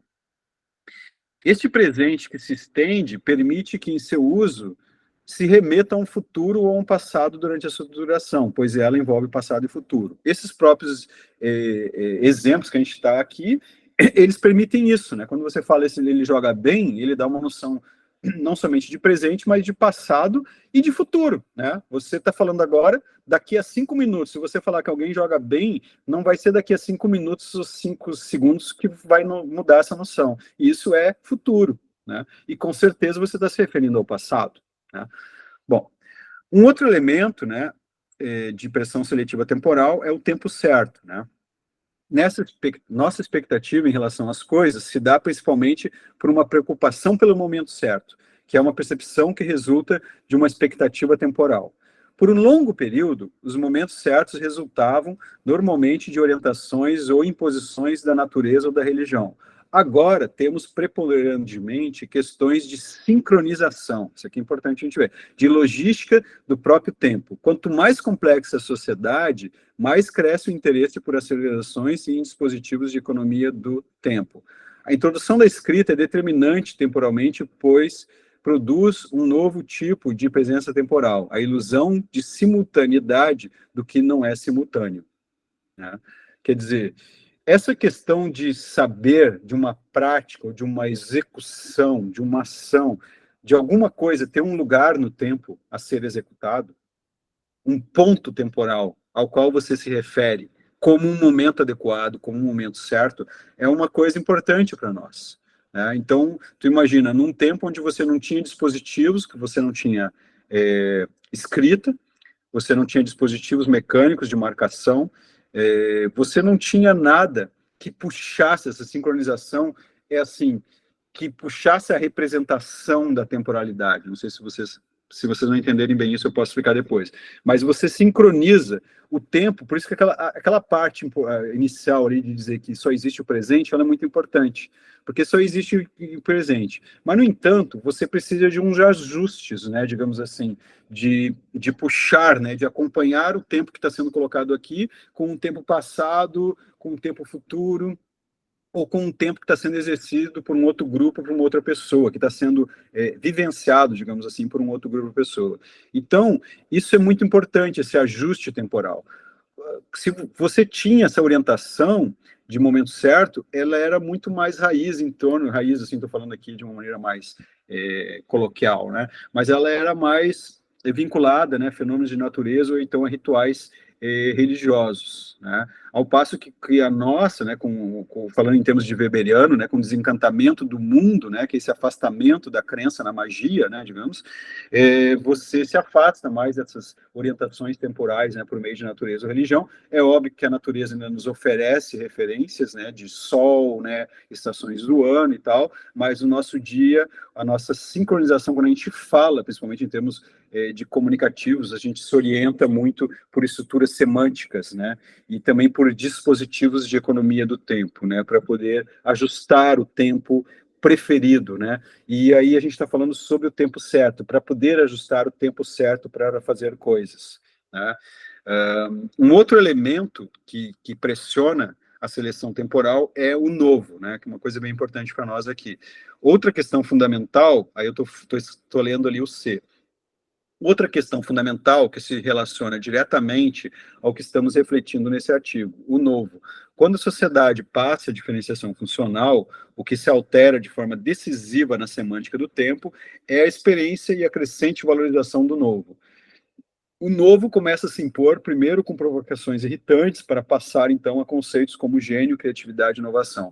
O Luhmann vai falar, quando ele fala, né, na descrição semântica, lá ele vai dar toda a história, né? Toda a história não, estou exagerando. Ele vai falar um pouco, né, dessa evolução do novo, da valorização, né, de como vai mudando a semântica, né, de uma coisa que era perturbadora para uma coisa que acaba se tornando genial, né, uma inovação social, seja em termos de teoria, de moda, né, como o novo vai acabar sendo valorizado na sociedade, né, passando de uma coisa que é um distúrbio, que é uma irritação, para uma coisa que vai sendo valorizada.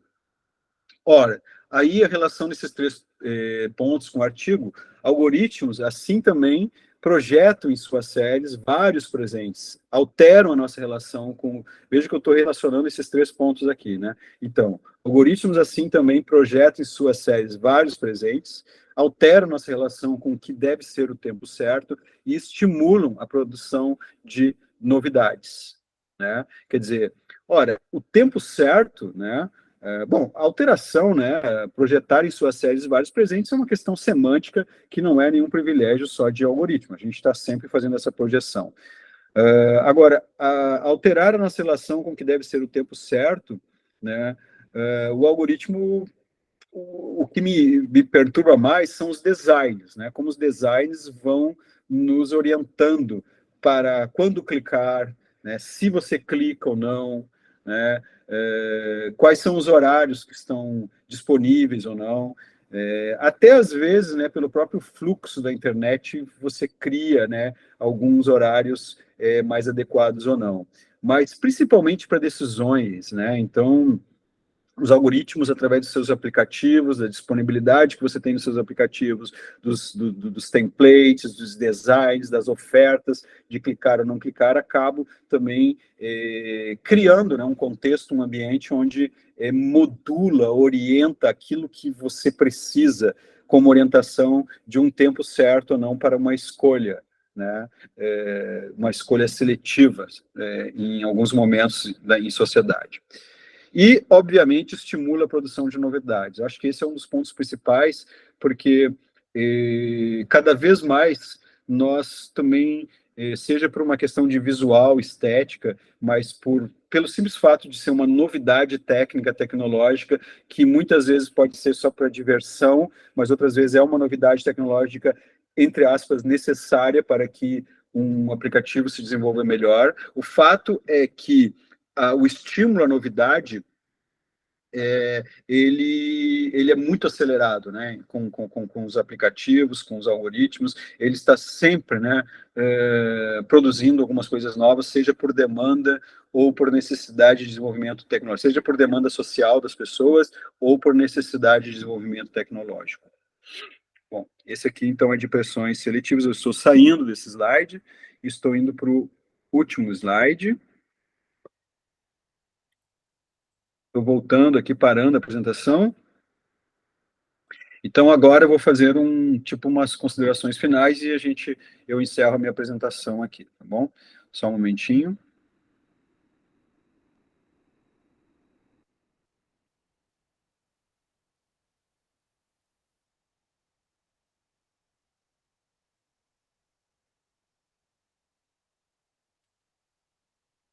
Vou iniciar aqui o compartilhamento de tela.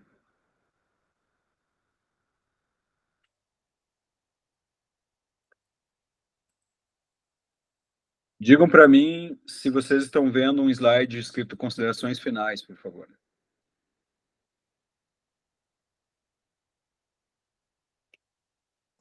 Agora Sí sim. se ve, Antonio. Sí se ve. Ok, beleza. Bom, eu vou ler aqui. Essa parte até nem está na seção de considerações finais do meu artigo, né? Ela está na seção anterior, mas eu considero como uma parte aqui de considerações finais. O desenvolvimento e a imposição do like e dislike aumentam a velocidade das expectativas. Esperamos mais ansiosamente por respostas e avaliações, as quais podem produzir sensações de novidades e reduzir ansiedades. O tempo certo para decisões é o tempo que os aplicativos permitem, com suas regras de operacionalidade, suas chamadas mediante notificações, suas demandas e seus prazos de comércio e validade. Bom, aqui eu resumi melhor, né, escrito o que eu havia falado aqui espontaneamente, oralmente antes, mas aqui está bem resumido. Nesse estado de expectativas, o caminho torna-se mais curto e mais geral, mediante a distinção like e dislike, e, assim, mais rápido. Quer dizer, espera-se muito menos tempo, essa é a tensão de percepção da expectativa, por respostas e decisões. Assim, quando se distingue qualquer coisa em sociedade, há uma expectativa, ora mais objetiva e manifesta, ora mais geral e latente, de que aquelas distinções irão solucionar problemas ou dar respostas em um prazo bem curto.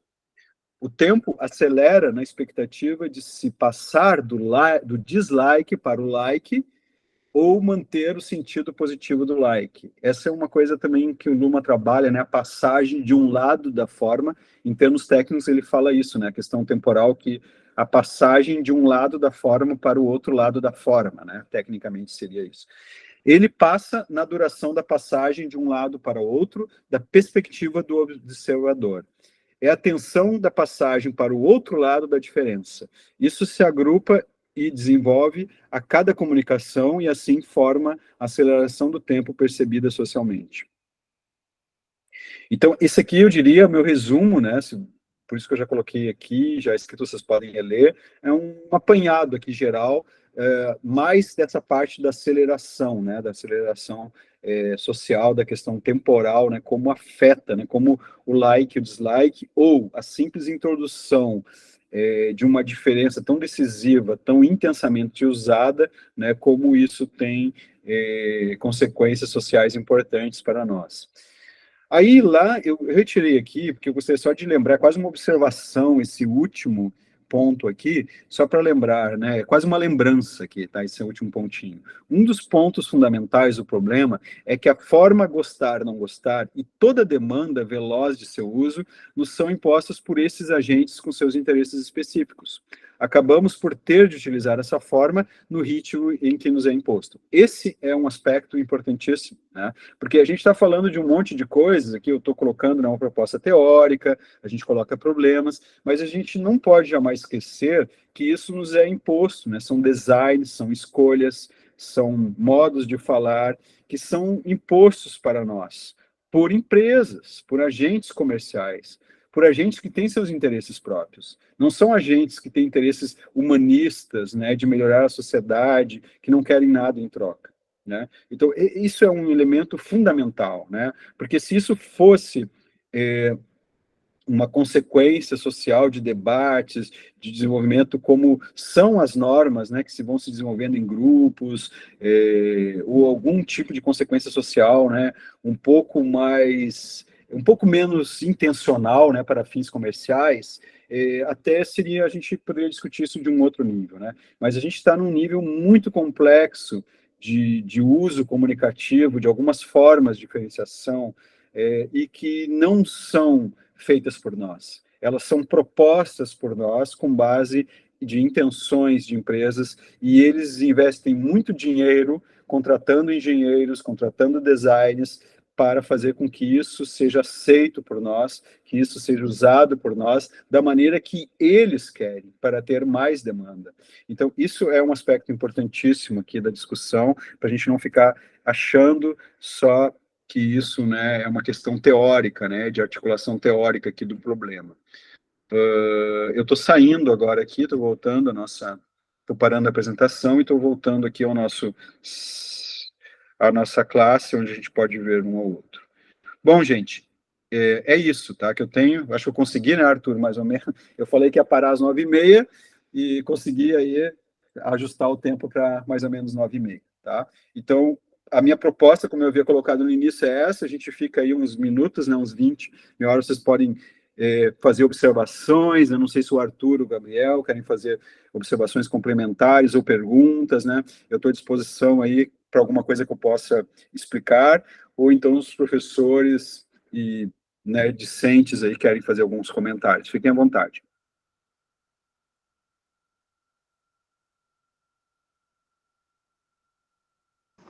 Antonio, si quisiera, para hacer la pregunta, tengo que plantear una hipótesis. Voy a explicarlo. Yo considero o pienso, creo, pues desde lo que he estado trabajando, que tal vez uno podría considerar como una especie de construcción de código nuevo entre quienes están haciendo desarrollo en la web. O sea, como que la comunicación que utilizan los desarrolladores es una comunicación más, como una especie de sistema parcial más, que complejiza la comunicación, por supuesto. No sé si ese pedazo se entiende porque es importante. O sea, creería que hay una especie como de emergencia de una forma de comunicación que está siendo importante para coordinar las otras formas de comunicación en la sociedad. Eso sería la web, básicamente, como una especie de coordinación de coordinaciones. En ese sentido, hay algo que lo pongo en la mesa como discusión y como pregunta, pues, a tu investigación. El pensar en un control de las empresas que manejan la web, Google, Baidu, bueno, todas estas grandes empresas, no estarían generando una especie como de diferenciación funcional. Es tu propuesta.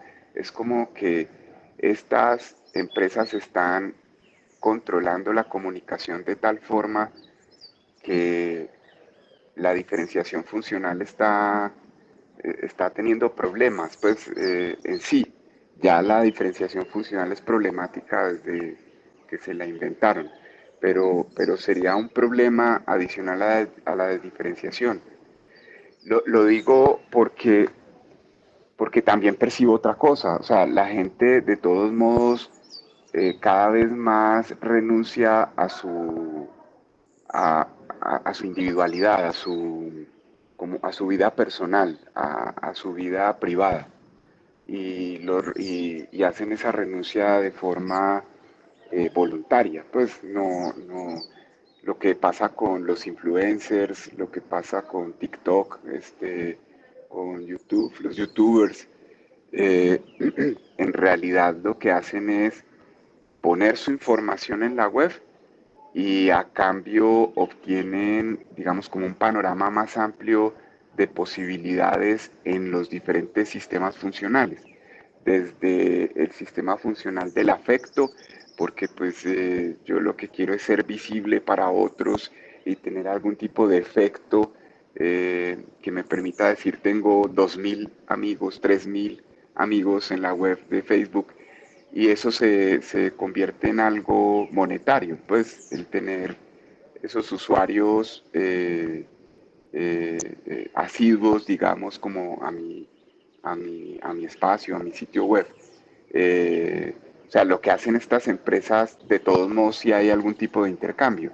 O sea, no solo doy mis datos de manera voluntaria, sino que espero tener algún tipo de retribución, sea una retribución moral, como el asunto de los likes, dislikes, o algún tipo de retribución económica, inclusive porque dependiendo de los usuarios que tengan, a mí me dan dinero, pues estas empresas.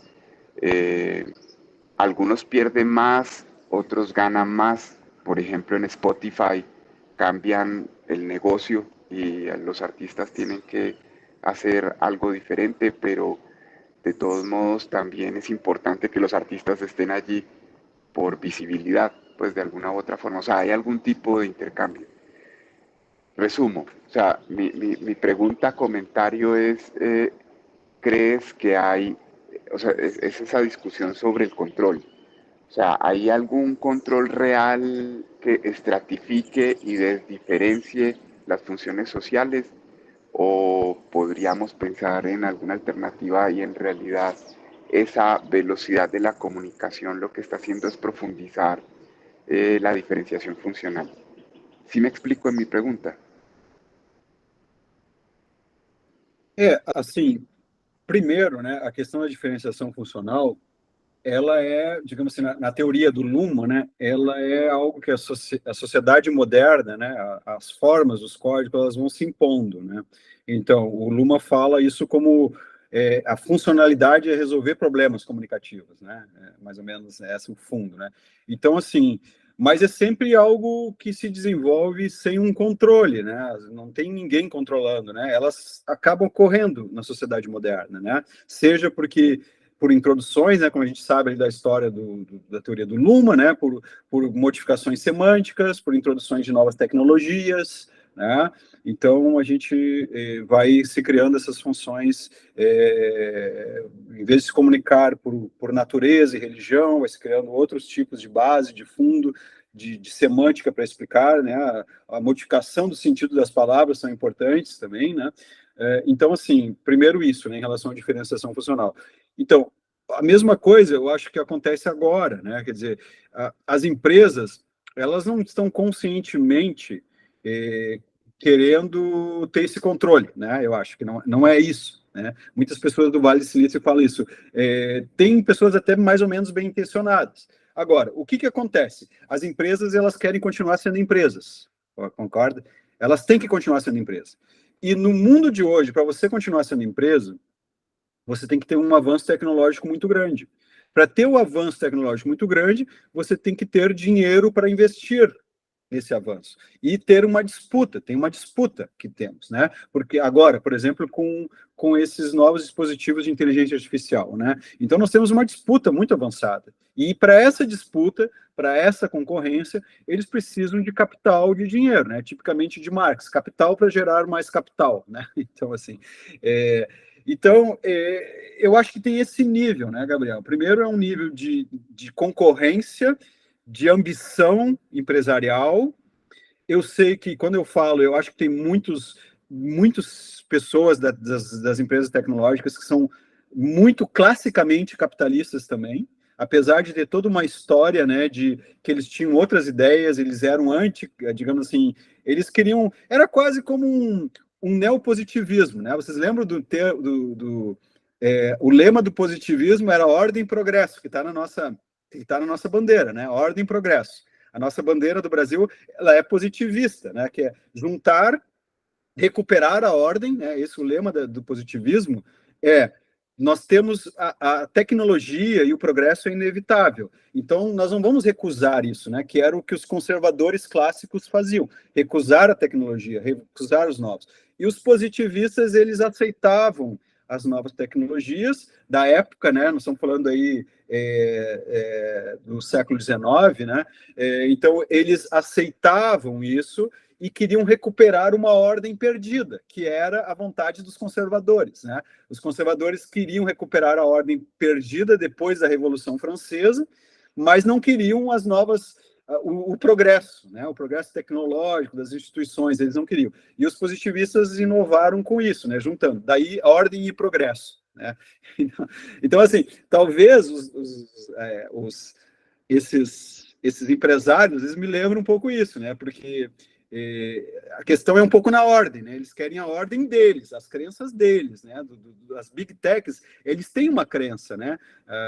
Que na década de 60 se juntou, né? Essa crença mais hippie com tecnologia, né? Os hippies que sabem mexer no computador, os hippies do Vale do Silício, antes do Vale do Silício, onde, né, eles queriam mais técnica substituindo a política, né? A técnica substituindo a política, mais paz. Então, assim, existe uma ideologia de fundo, existe, a meu ver, existe uma ordem, uma noção de ordem de fundo. E vamos fazer isso com tecnologia, né? Muito, parece um neopositivismo, de certa maneira. Não é igual, mas me parece. Então, assim, eu acho que isso é um lado, né? Eu acho que não tem uma proposta semântica clara. O que existe, por isso que eu coloco no artigo, eu acho que a diferenciação, que ela é muito importante para vários aplicativos, que ela é importante para as empresas, que ela foi determinante para o Facebook, né? Quando você coloca ali gostar e não gostar, aí você cria uma participação do público, o público participa mais, aí você cria mais cliques, que eles vão clicar mais. E que você criando clique, você cria a base da sustentação das empresas, porque elas se sustentam na sua economia com os cliques. Aí, isso é a estrutura. Agora, no meu ver, isso cria um ambiente comunicacional importante, né, Gabriel? Que é essa diferenciação. Tu pode até criar outras diferenciações, mas você não criou automaticamente, é isso. Nós queremos que vocês pensem ou se comuniquem dessa maneira, mas ao incentivar os cliques entre gostar e não gostar, entre avaliar ou não avaliar, você acaba criando um ambiente de comunicacional importante para as pessoas, né? Então, eu vejo mais nesse sentido, né? Essa nova, como você fala, a nova comunicação, a nova proposta comunicativa dos desenvolvedores tecnológicos, elas se dão dessa maneira, a meu ver, eu diria, seria mais ou menos isso. Yo puedo un comentario breve. Yo pienso algo alternativo, pero tal vez cercano. Pues tal vez las empresas no están proponiendo el orden, sino haciendo valor de cambio, pues algo que tiene un valor de uso, que es la comunicación.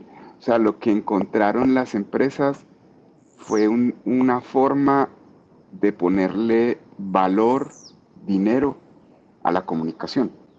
O sea, entonces la comunicación tiene sus propias formas de desarrollo y básicamente lo que hacen estas empresas es potenciarla. Pues potenciarla es hacer lo que tú dices, pues ponerle velocidad, poner a disposición, cambiar las formas de la memoria. O sea, ya no es... ya no depende de mi memoria aquí en mi cerebro, sino de la memoria que está en el disco duro o en la nube. Y inclusive, pues sí hace algunos formatos que hacen que se profundice ese sistema social o esos sistemas sociales de una forma u otra. Por ejemplo, lo que hace X, pone un formato y hace que la política funcione de una forma específica. Pero el negocio no es su propio orden, sino el negocio es el orden social. O sea, el negocio es, ustedes se comunican ya, pongámosle precio a eso. ¿Cómo lo hacemos? Cerrándolo en una tecnología o encerrándolo en una tecnología que permita que usted le vea valor inclusive a eso. O sea, en realidad sí haya un valor de cambio, pues sí haya intercambio. Creo que... no sé, es mi comentario a lo que dices. Y por supuesto son hipótesis mías, tú lo tienes más avanzado, pero es algo que creo que podría funcionar en el debate, no sé. Sim, eu acho bem interessante isso mesmo, né? Que acaba virando, digamos assim, né? Propostas comunicativas transformadas em dinheiro, né? Em outras palavras, né? Acabam as seleções que você faz são propostas em dinheiro, então eles te oferecem seleções, né? Eles propõem comunicação em forma de clique, em forma de design, você interage, você se comunica, e isso dá um retorno em dinheiro, né? Então, Sí. Eso antes era gratis, ya no. Antes era libre, no, todos podíamos hacerlo, ya tenemos que pagar por eso, para conversar. E nunca é grátis, né? Mesmo, Sí, nunca é grátis. nunca. No, pues solo el hecho de que tengo que pagar mi cuenta de internet cada mes para poder tener esta clase, o sea, ya pues, tengo que tener dinero para poder estar acá. Es eso. Sim, exatamente. Correto. Mais alguma questão, Arthur? Acho que eu não sei se tem mais alguém na fila. É o Arthur, né? Só, não sei. Ok. Eu estou vendo aqui é só o Arthur, parece. Tá bom, pode falar, Arthur. Bom, o que eu acho interessante, e aí queria colocar para os que estão aqui, né, na turma, em relação, inclusive, ao que a gente faz e a própria proposta do curso, né? Eu acho extremamente interessante, e é isso que eu quero chamar a atenção, a maneira como o Antônio pega os conceitos para discutir, né?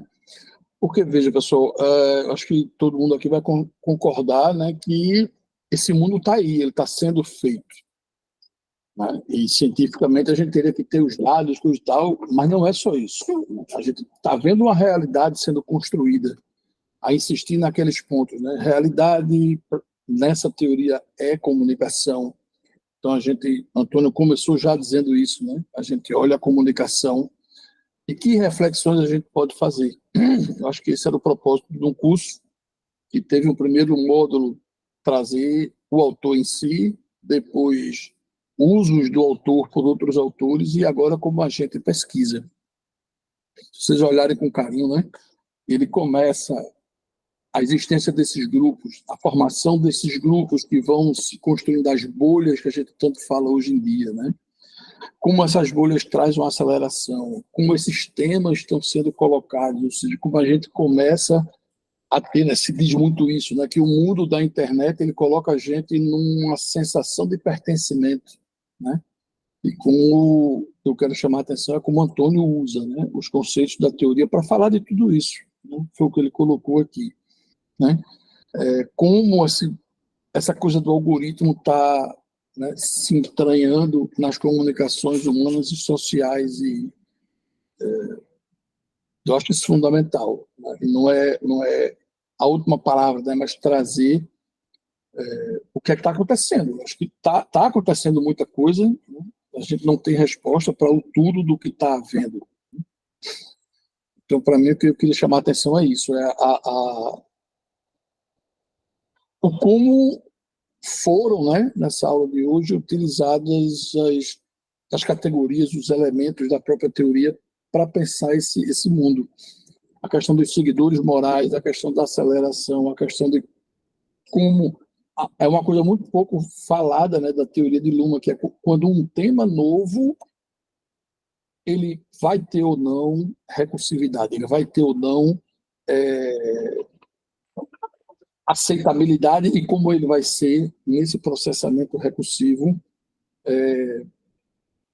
novidade ou não, ou seja, ser colocado para entrar na memória semântica e ser desenvolvido, né? Eu acho que só isso já traz uma infinidade de pontos. Fora isso, Antônio, lhe agradecer mesmo assim por esse exemplo, né, de como usar a teoria para fazer esse debate. Sim, fica aberta muita coisa, né? A questão dessa não sei, acho que aí, se futuramente vier um livro teu, né, esse ponto que você enfatiza da moral, né? A questão da avaliação moral, porque isso para mim é muito importante, porque muitas vezes a gente entra numa de que porque Luhmann escreve, né, que o indivíduo está fora da sociedade, já se imagina a hipótese de que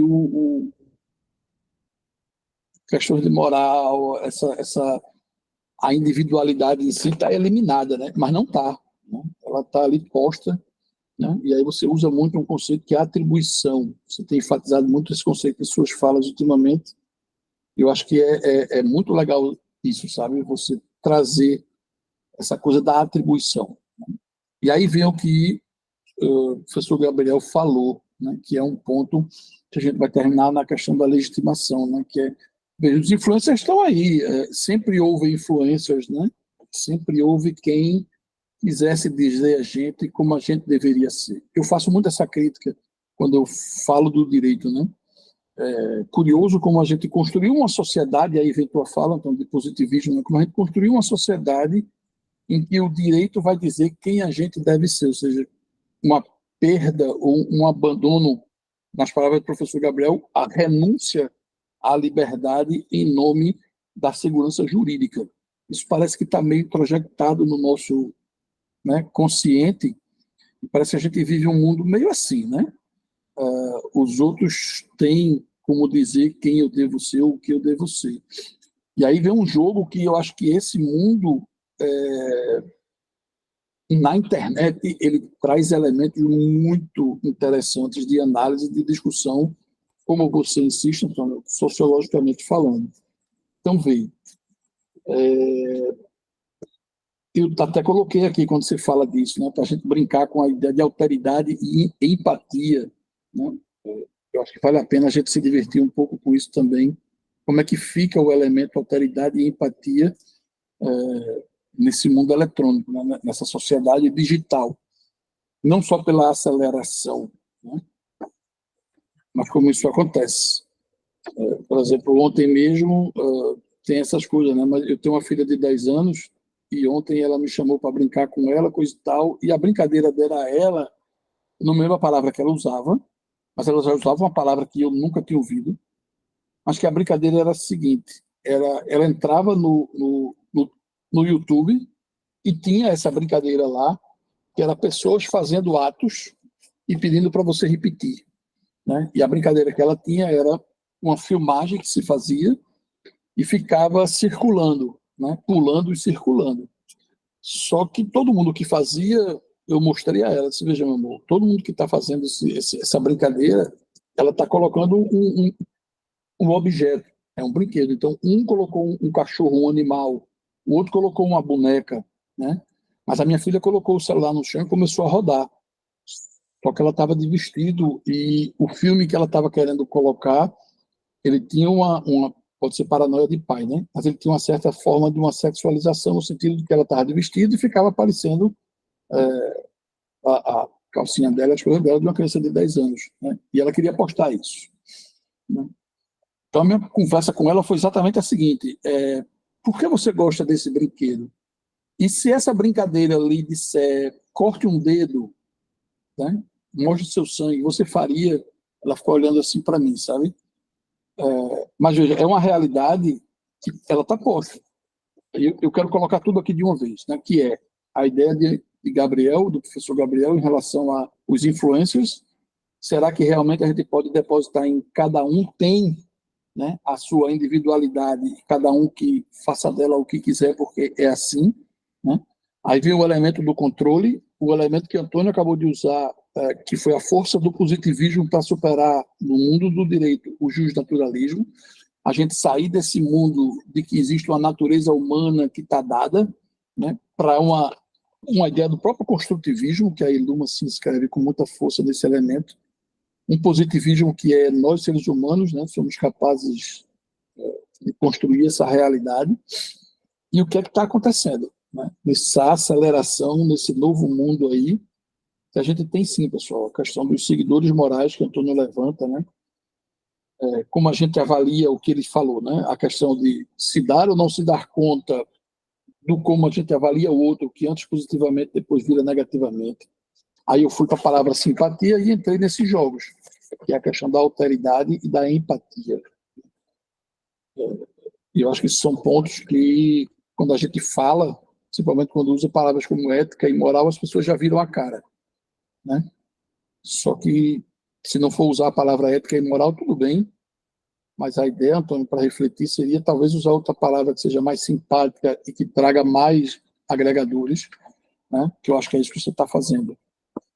Bom, eram essas as reflexões, eu não quero avançar mais do que isso, mas agradecer mais uma vez aí esse debate e que vocês vejam, pessoal, o quanto, né, a teoria agrega, sim, reflexões extremamente importantes para pensar o que a gente está vivendo cotidianamente em razão da da internet, em razão do eletrônico, né, em razão dos algoritmos, né, sejam eles inteligentes ou simples de automação. Antônio, abraço. Obrigado. Obrigado, Arthur. Primeiramente, é isso, né? Eu acho que é importante aqui a gente estar numa aula, né? Aqui não é a gente não está aqui numa palestra, né? Só para técnicos. A ideia aqui é uma aula, ainda que seja, né, um mestrado, mas estamos dentro de uma aula e eu acho que é importante para quem está ouvindo aqui, principalmente os discentes, né? Os alunos, alunas, entender isso, né, que você está falando, né? Aplicação, né, de alguns conceitos, né, para analisar alguns problemas. E o mais importante é que precisa entender isso, né? Por isso que você precisa entender, né? Você precisa ler os conceitos e ler a teoria, e não só confiar no resumo que se coloca num artigo. Imagina, eu tenho que escrever um artigo, definir uma ideia, são 30 páginas, 25 páginas, né, um artigo, e então não dá tempo para você explicar a teoria, né? Obviamente que não. Então, para você entender melhor, você tem que estudar, né? Então, a gente está numa aula aqui, a proposta foi essa inicialmente, na proposta da estrutura, a gente entender a teoria, entender os conceitos, foram dados aqui vários, né? Até algumas vezes repetidas, e agora estamos aplicando ele, né? Né, teve o Gabriel, você, né, o Sérgio, então a gente tenta aplicar em questões mais práticas, né? Então, é importante para os alunos para poderem acompanhar, estudar isso, né? Ter essa base. Então, eu acho que essa é a proposta didática de fato. Você falou o caso da sua filha, né? E eu fico pensando o quão distante nós estamos do entendimento de como essas novas formas, né, digitais, elas influenciam no comportamento das crianças, né, na formação das crianças. A gente está muito longe, não tem como fazer essas pesquisas, porque nós estamos vivenciando isso, né? Nós estamos pegando agora pessoas que se formaram, tiveram a sua infância, né, e a sua adolescência com dispositivos, né? Nós vamos pegar, acho que só agora, né, Arthur e colegas, daqui a pouco que nós vamos ver isso, porque tem uma convergência que ela é muito importante, que é a partir de 2008, 2009, 2010, principalmente 2010, para cá. Isso quer dizer, crianças, quando alguém era criança, a partir de 2010, quer dizer, essa pessoa vai se tornar um adolescente agora, né? Ela se tornando um adolescente adulto agora. Então, eu acho que é esse o efeito, né, que a gente tem que ver, né, muito, né, desses usuários. Mas nem todo mundo em 2010, né, colegas, a gente tem que ver isso. Eu estava lendo os efeitos a partir de 2010, mas eu acho que tem que esperar um pouco mais, porque em 2010 o uso de aplicativos e smartphones por crianças e adolescentes ainda não era intensa. O que está sendo é agora, de 5 anos para cá. Então, a gente vai ter que esperar um pouco, né? Nós vamos ter que esperar um pouco esse tempo para ver os efeitos dessas crianças, né? E que estão se criando agora, né, de alguns anos para cá, com aplicativos, com digital. Como é que faz isso, né? Você fez uma pergunta para sua filha, né? Sim, e se te mandarem ali cortar o dedo, vai cortar o dedo, né? A gente viu isso que teve, né? Teve o caso daquele aplicativo que tinha baleia azul, não me lembro o nome do aplicativo, que mandava a criança se auto-machucar, né? Se fazer um autoferimento, né? Isso teve há pouco tempo, né? Então, isso pode surgir, né? Deve ter outros aí atualmente também que são assim. Então, a gente pode transcender, né, essa conversa para adultos também, né? Quer dizer, estão te mandando fazer isso e tu faz, né? Basicamente, é isso que a gente está fazendo, né? Então, assim, eu acho que os efeitos disso, em outras palavras, na educação da criança é algo que a gente não consegue ver agora ainda, não, né? A gente vai esperar. Se eu tivesse filho, né, eu refletiria muito sobre isso, né? Tentaria ter um maior cuidado e atenção a isso, porque é um campo que tu não tem livro para isso, né? Tu não tem instrução, tu não tem experiência, é um campo novo, então acho que tem que ter um bom cuidado, né, com as crianças, porque está formando o cérebro, a maneira que eles se comunicam, que eles reagem, né? E eu acho que isso é importantíssimo, né? Você quer falar, Arthur, por favor? Pessoal, só 2 coisas estão em cima disso, né? Não sei se você viu o caso desse adolescente de 16 anos que matou o pai, a mãe e a irmã. Veja, ele alega que fez isso porque eles proibiram ele de usar a internet. Veja a razão que ele alega, né? Só para colocar. Eu não vou botar isso como um exemplo claro, né? Mas você faz uma fala aí agora no final que a gente não tem... Veja, e o louco é isso, porque aí os pais acham que, não, se meus filhos só tiverem acesso a celular quando tiverem com 15 anos, isso não vai acontecer. Sabe? Isso não vai acontecer, porque os colegas estão... Claro, Minha filha não leva celular para o colégio, mas ela ontem me disse que os amigos levam. Sim. Então, veja, 10 você vai anos, educar ela que num mundo que não existe, eu não posso. Aí foi o que eu disse à minha esposa: veja, eu não posso proibir ela de acessar. Eu tenho que estar ao lado para ajudar ela a refletir sobre o que ela vê. Mas não tem como eliminar a hipótese de que ela não vai ter acesso ao que está na internet. Está aí, cara. Não tem como eliminar isso, né? Só para fechar a fala. Tem como acompanhar, controlar, né? Tem uns lugares que... eu não sei, realmente, é difícil, eu não tenho filho, né? É fácil falar, né? Realmente eu acho muito difícil essa situação, né, de controle, acho complicado, né? Não sei, eu teria que, se eu tivesse filho, eu teria que ter muitas estratégias, né, para ver como lidar com A isso. minha é ficar do lado, Antônio, e só deixar ela ver quando eu estou por perto, nem que seja ouvindo. Eu sei que ela às vezes se tranca no banheiro para ver, mas veja, aí ela fala assim, não, no YouTube tem um negócio lá que você bloqueia botando a idade da menina.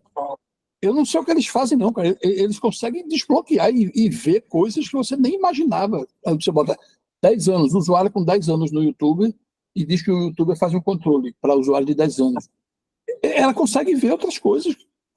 Não adianta. Quer dizer, de alguma maneira, isso não é suficiente, né? Então, eu vou para a ideia de Gabriel. O caminho vai ser trabalhar as pessoas para que elas reflitam mais. É o que eu quero chamar de...